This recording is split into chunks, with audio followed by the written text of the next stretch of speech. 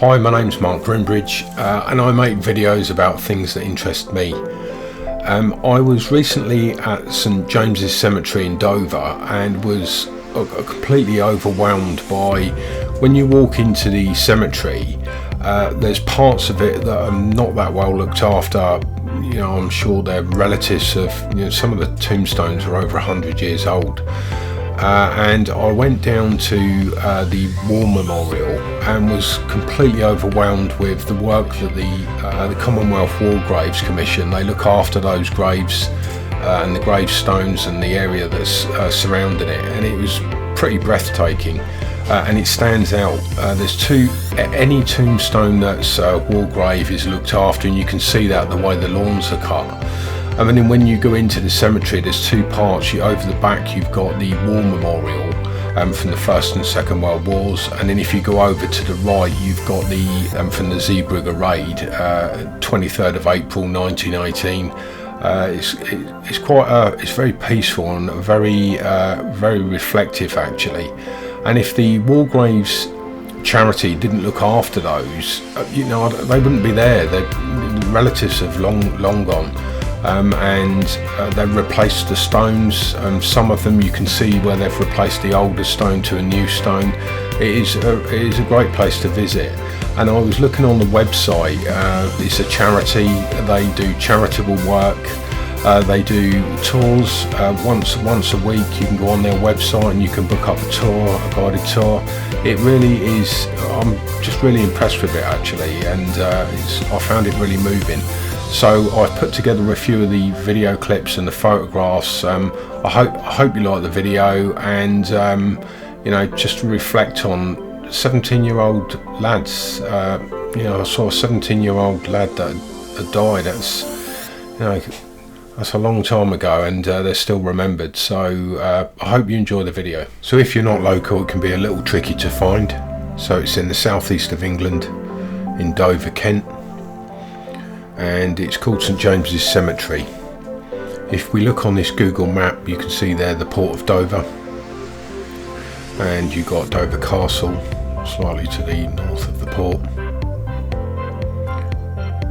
and there's 4 cemeteries. It feels like it's one big cemetery with a road through it, but there's 4 cemeteries. So there's St James's Cemetery, the one that we're after. You've also got the Dover Jewish Cemetery, and down the bottom there you've got St Mary's Cemetery, and then at the top you've got Chalton Cemetery. We're going to St James's Cemetery, so we're going to travel up Old Chalton Road, and it's off Barton Road. I'll show you on the dash cam how to get up there. So I've just left the A2 and I'm travelling towards Dover Castle and the town centre. And as we come over the brow of the hill, you'll see the castle up on the left. Down the hill, past where the barracks used to be, and then down Castle Hill. You've got the castle on the left, and I'm going to Connaught Road, which is on the right. Down Connaught Road, past Connaught Park on the right there. It's quite a long park. And then at the bottom of this hill, I'm going to turn right. Up Old Chalton Road. I'm now looking for 2 white pillars on the right hand side, which is the gate entrance into St James's Cemetery, and there's some parking there.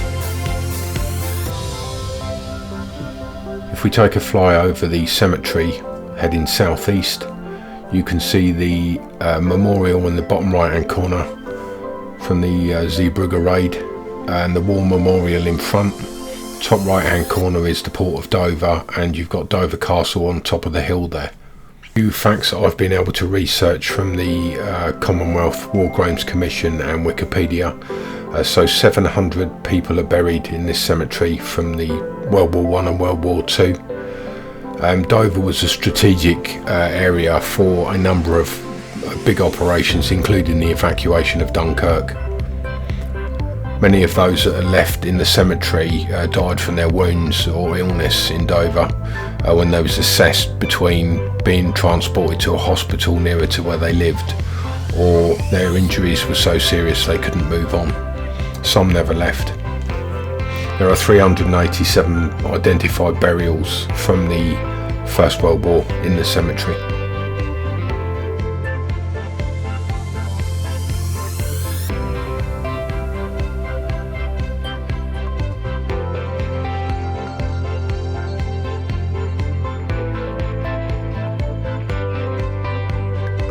So now we're going to move on to the Zeebrugge Memorial from the raid on Zeebrugge, 23rd of April 1918. So during the First World War, when the British put a big operation on to cross the channel and sink barges, old barges in the waterways of the port to try to stop the German shipping and U-boats from coming out. Of the 1,700 people involved in the operation, 300 were wounded and over 200 killed. Kendall gave the figures of 277 that died and 356 wounded. We also lost a destroyer HMS North Star, which was sunk.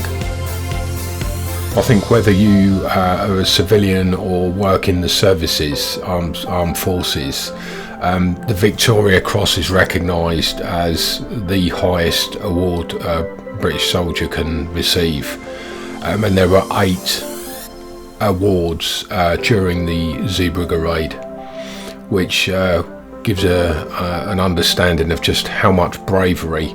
It's very rare for a person to receive the Victoria Cross when they're still alive, which gives you an understanding of how brave people have had to be.